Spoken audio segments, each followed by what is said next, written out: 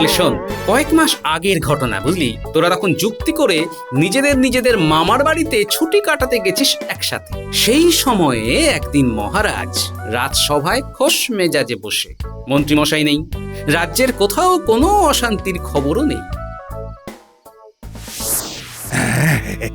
এমনটাই তো চাই, রাজ্য জুড়ে শুধু শান্তি আর শান্তি। আহা, তাহলেই তো কেমন নিশ্চিন্ত থাকা যায়। আগে এখন নেই তো কি হয়েছে মহারাজ, যে কোনো সময় তো অশান্তি আসতেই পারে, তাই সজাগ হয়ে থাকতেই হয় মহারাজ। যা নেই তাই নিয়ে টানাটানি করা গোপালের চিরকালের স্বভাব। অতীব অদ্ভুতম। গোপাল যেন অশান্তি আসার অপেক্ষা করছে। আপাতত অশান্তি নয়, মন্ত্রী আসার অপেক্ষা করছি আমি। প্রতিবেশী রাজ্য ঘুরে শেষে নবাবের কাছে রাজ্যের বরাদ্দ বুঝে নিতে যাবে মন্ত্রী। কত কি নিয়ে ফিরে আসে সেটাই এখন দেখার। হ্যাঁ, ওই দর কষাকষি ভালোই হবে মনে হচ্ছে।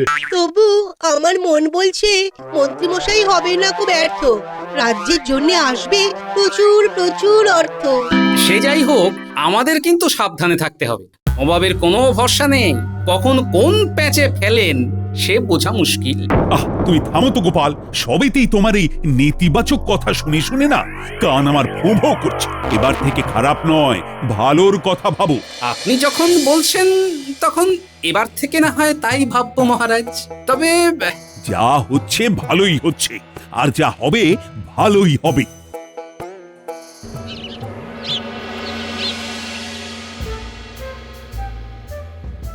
হচ্ছে হবে করে দিন চলে যাচ্ছে, কিন্তু কাজের কাজ কিছুই হচ্ছে না। হবে হবে জাহাপানা হবে। আপনি বিভিন্ন রাজ্যের উন্নতির জন্য যে ব্যয় বরাদ্দ করছেন, দেখবেন বছর ঘুরে সেই অর্থ 3 গুণ 4 গুণ হয়ে ফেরত আসবে। হ্যাঁ, না না না, যতক্ষণ না আসছে ততক্ষণ তো চিন্তা একটা থেকেই যাচ্ছে। সে যাই হোক, এখন বলো দেখি, সব রাজ্য তাদের সাহায্যের জন্য বরাদ্দ অর্থ নিয়ে নিয়েছে তো? সবাই নিয়ে গেছে, শুধু কৃষ্ণনগর বাকি আছে। হ্যাঁ, তাই নাকি? তবে তো বেশ ভালোই হয়েছে। কার ভালো? কিসের ভালো? কেমন ভালো জাহাপানা?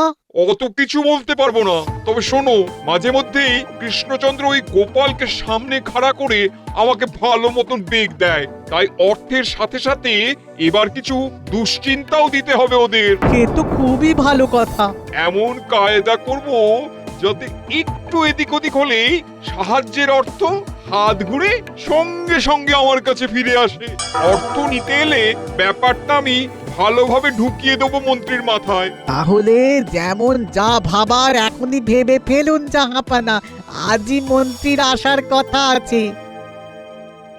কথা নয়, আমি তো কাজে বিশ্বাস করি হুজুর, তাই দেরি না করে একেবারে সশরীরে এসে গেছি। সে ভালোই করেছো।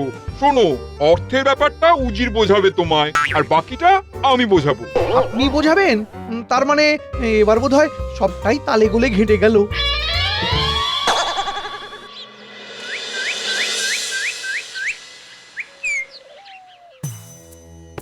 মহারাজ মনে হয় মন্ত্রীমশাইকে নিয়ে উদ্বিগ্ন।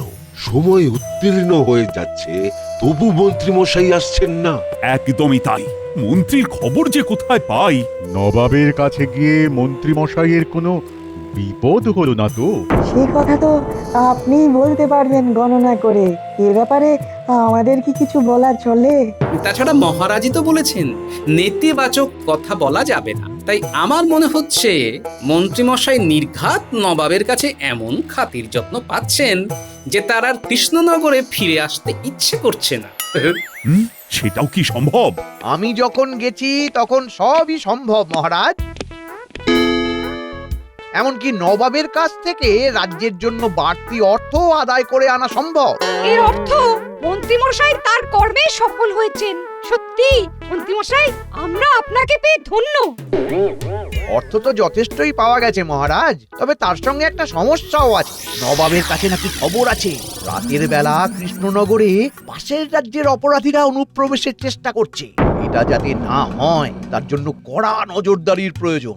আর তাই প্রহরীদের সঙ্গে সঙ্গে প্রত্যেক সভাসদকে রাতে পাহারায় থাকতে হবে। নবাব নাকি পুরো ব্যাপারটার উপর নজর রাখবেন, আর ফাঁকি ধরা পড়লে সাহায্য বাবদ দেওয়া অর্থ সুদে আসলে আবার ফেরত নিয়ে নেবেন। হ্যাঁ, গোপালের কথাই তো ঠিক হলো তাহলে। নবাব এবার পেঁচে ফেলেছেন। নাও তাহলে সবাই রাত জাগার জন্য তৈরি হও।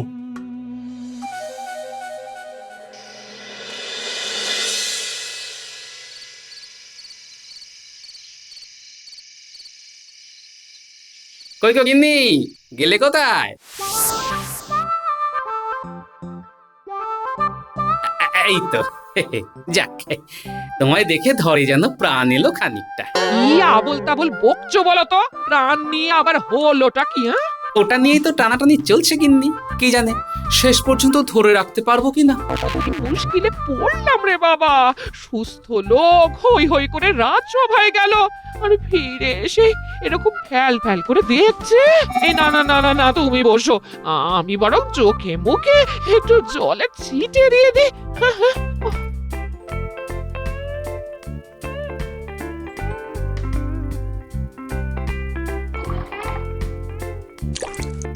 আরে হয়েছে হয়েছে, খুব হয়েছে। হ্যাঁ গো, বলি তোমার মাথাটা কি পুরোটাই খারাপ হয়ে গেছে গো? আমি তো কিছুই বুঝতে পারছি না গো।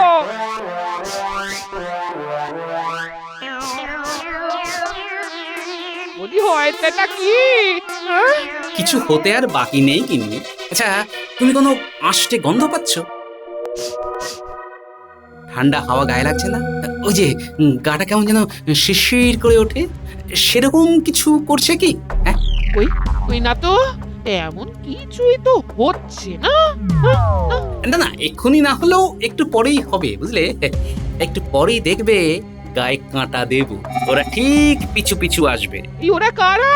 এই কারা আসবে? তোমার পিছু পিছুই বা আসবে কেন? ওহ, এই ভর সন্ধেতে তিনাদের নাম মুখে আনতে নেই গিন্নি। আমি আমি লুকিয়ে পড়লাম। এবার তুমি বোঝো কি করে কি সামলাবে। ও মা গো, সব ছেড়ে এবার তোমায় ভূতে ধরেছে গো। এ কি অলক্ষণে কথা গো। ও গো, আমার কি হবে গো? আস্তে গিন্নি, আস্তে আস্তে, ওরা যে সব শুনে ফেলবে। উফ, তোমার হাত ডাকে এবারে এসে পড়বে। না না, আমি আমার মতো গা ঢাকা দিই বাবা। আপনি বাঁচলে ভূতের নাম। এই, যা যা, আবার তিনাদের নাম মুখে আনলাম, কেলেঙ্কারি হয়ে যাবে।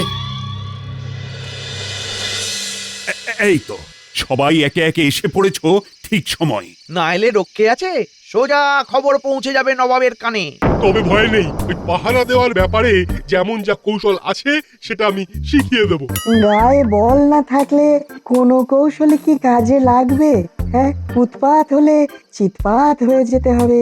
সবাই মিলে দল বেঁধে একসাথে পাহারা দিলে মনে হয় তেমন কোনো অসুবিধা হবে না।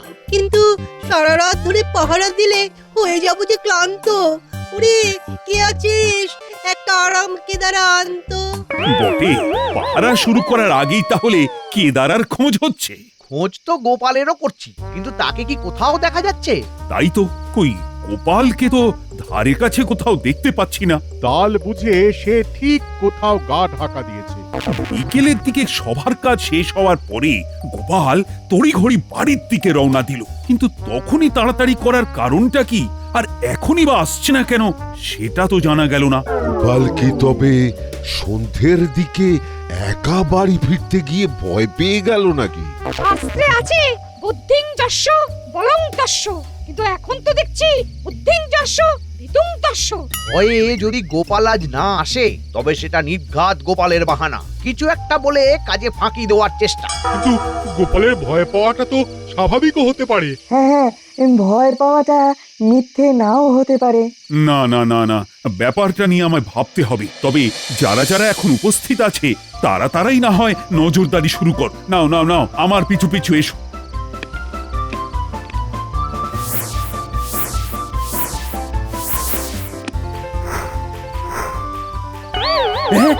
কি কেউ কোথাও নেই? যা, সব ভোমা।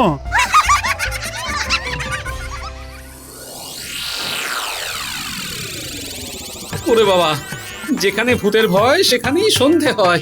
মিথ্যে নয়, মিথ্যে নয়। সন্ধে অনেকক্ষণ হয়ে গেছে, এখন রাত। রাত রাত সেই কখন থেকে তুমি এভাবে কেঁপে যাচ্ছ বলি বলি তোমার জন্য কি ঘরে আমায় ওঝা ডেকে আনতে হবে হ্যাঁ? না না, কাউকে ডাকতে হবে না। তাই বলে তুমি ওইভাবে চৌকি তলায় গুটি সুটি মেরে বসে থাকবে হ্যাঁ? বেশি এদিক সেদিক করলে খপ করে ধরে ফেলে, তাই তো আমি খাপকে মেরে চুপটি করে বসেছিলাম।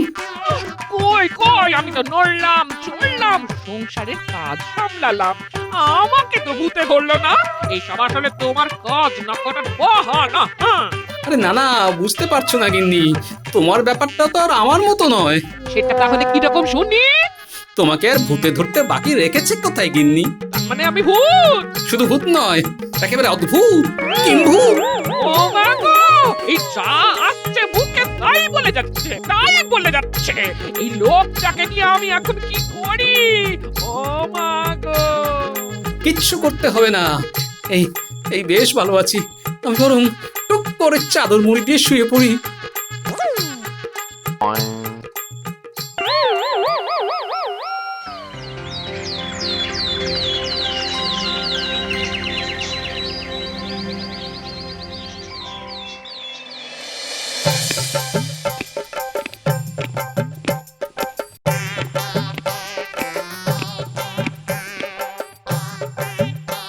কি আমি তো মনে হচ্ছে ঘুমন্ত পুরীতে এসে হাজির হয়েছি। সারা রাত না ঘুমিয়ে সবাই যে একবারে এলোমেলো হয়ে গেছে।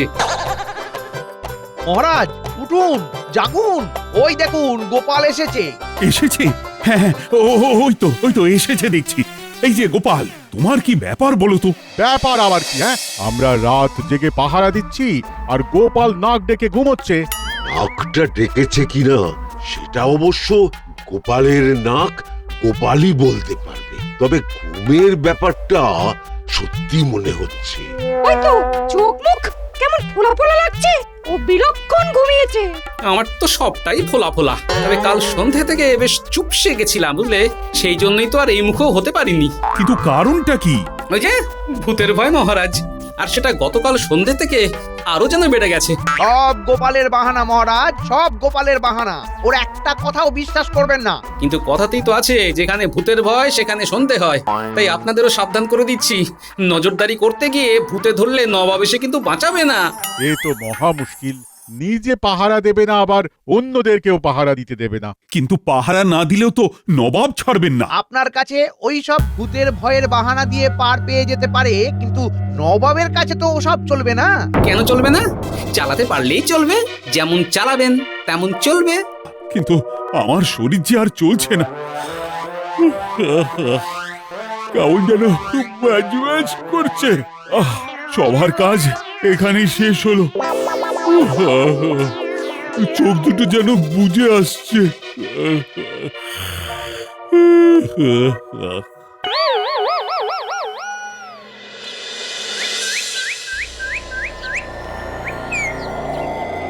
আমি চোখ বুঝেই দেখতে পাচ্ছি কৃষ্ণচন্দ্র আর তার দলবল আচ্ছা ফাপড়ে পড়েছে। এবার দেখ কেমন লাগে। কেমন আবার লাগবে? ভালোই লাগছে জাহাপানা। কি ভালো লাগছে বলো তো? কেন, এই যে আপনার হাসি হাসি মুখ, খুশি খুশি ভাব, খুব ভালো লাগছে জাহাপানা। তোমার মুন্ডু আর আমার মাথা, আমি ভাবছি কৃষ্ণচন্দ্রের হেনস্থার কথা। ও, সেটা আগে বলবেন তো। আমি নয়, বলবে তো তুমি। গুপ্তচরেরা কৃষ্ণনগর থেকে কি সংবাদ আনলো শুনি। সেখানে রাতের নজরদারির কি খবর? চলছে না দৌড়চ্ছে? আগে জাহাপানা খোঁড়াচ্ছে। এই না না না, মানে সে তো একদিনের পরেই বন্ধ হয়ে গেছে। সে কি, তার মানে আমার কথা অমান্য করা? এত সাহস ওদের আসে কোথা থেকে? সাহস নয় জাহাপানা, বড় ভয় বলুন, ভয়।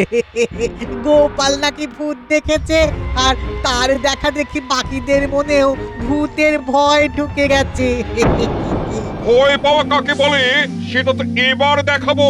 এবার আমি নিজে গিয়ে অর্থ বাজেয়াপ্ত করে আনবো, দেখবে কেমন লাগবে। দারুণ লাগবে।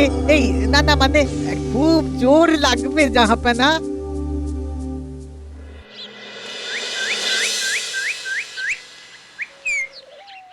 ব্যাপার কি মহারাজ?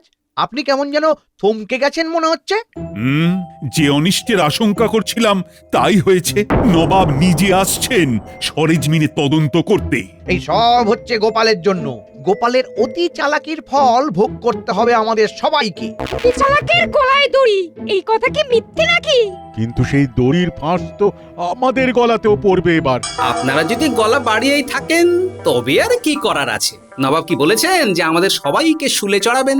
আর বললেই বা আমরা চড়বো কেন? হ্যাঁ, প্রাণ দিয়ে দেবো, তবু শুলে চড়বো না। হ্যাঁ, ব্যাপারটা তো সেই ঘুরে ফিরে একই হলো। প্রাণী যদি চলে গেল তাহলে আর কি থাকলো? কিছুই তো থাকলো না। যাও বা অনুনয় বিনয় করে রাজ্যের জন্য বরাদ্দ অর্থ খানিক বাড়িয়ে আনলাম, গোপালের জন্য সেটাও ফসকে যাবে। এখন থেকেই সবাই মিলে করছি কেন হায় হায়, উপায় খুঁজে দেখবে কেমন গোপাল আবার বাঁচায়। কি ভাই গোপাল, বাঁচাবে তো আমাদের? বাঁচা মরা কি আর আমার হাতে?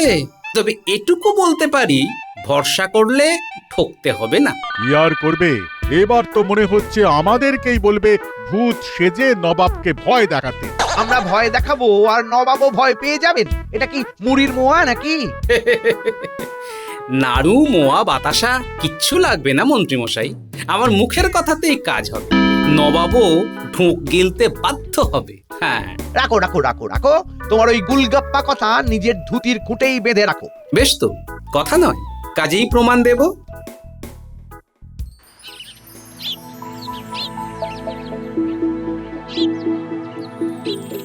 প্রমাণ নয়, প্রথমেই প্রণাম করে নবাবের মনটা একেবারে নরম করে দিতে হবে। নবাব যা গরম হয়ে আছেন তাতে নরম হওয়ার কোনো লক্ষণ তো দেখছি না।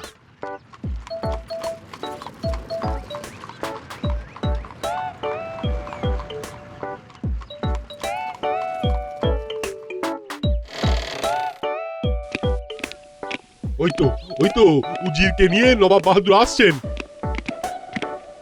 যাবো নাকি?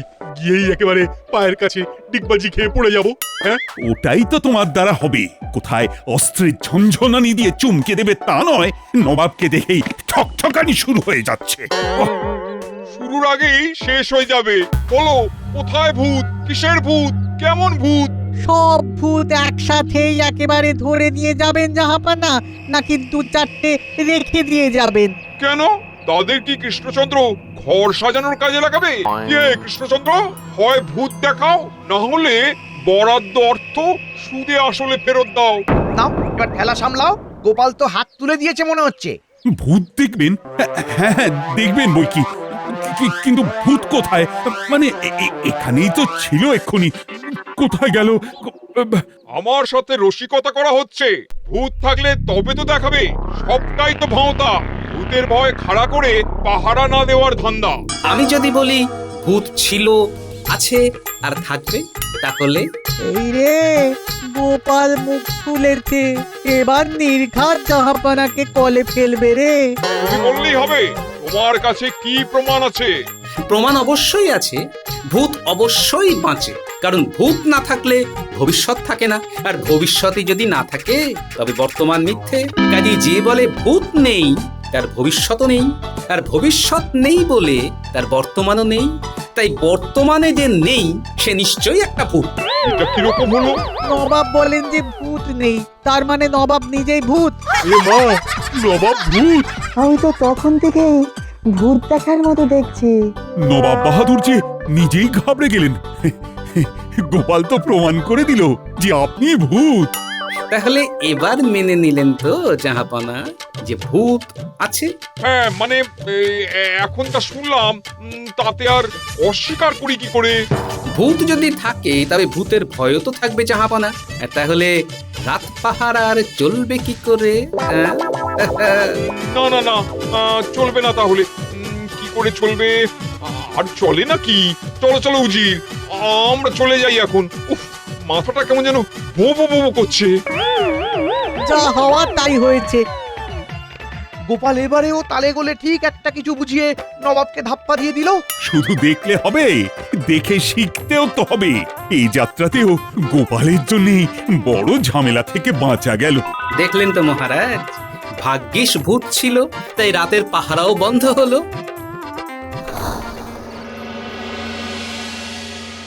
ওদিকে বন্ধ হলো আর এদিকে দাদুর গল্প বলাও শেষ হলো। এই তো ঠিক ধরেছিস, আমার গল্পটি ফুরলো, নোটে গাছটি মুড়ল। কিন্তু তার আগে একটা কথা বলো, তোমার তাহলে সত্যি সত্যি ভূতে ভয় নেই? মোটেই না, সবটাই তো নবাবকে ফাঁপড়ে ফেলার জন্যে।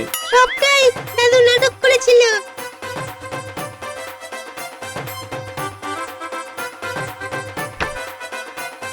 ওই নাটক করেই তো সারাটা জীবন কাটিয়ে দিল। সত্যিটা যদি জানতেই চাস তবে শোন, আমি একজনকেই ভয় পাই, আর সে হলো তোদের দিদা। আমি তো ওকে দেখলেই ভয় একেবারে কাঁটা। আবার আবার শুরু করেছো তুমি, হ্যাঁ? আজ ভূতে নয়, ভূতের 14 পুরুষ দেখিয়ে ছাড়বো তোমায়। হ্যাঁ। ওরে বাবা রে, বাঁচা রে, পড়ে গেলাম রে।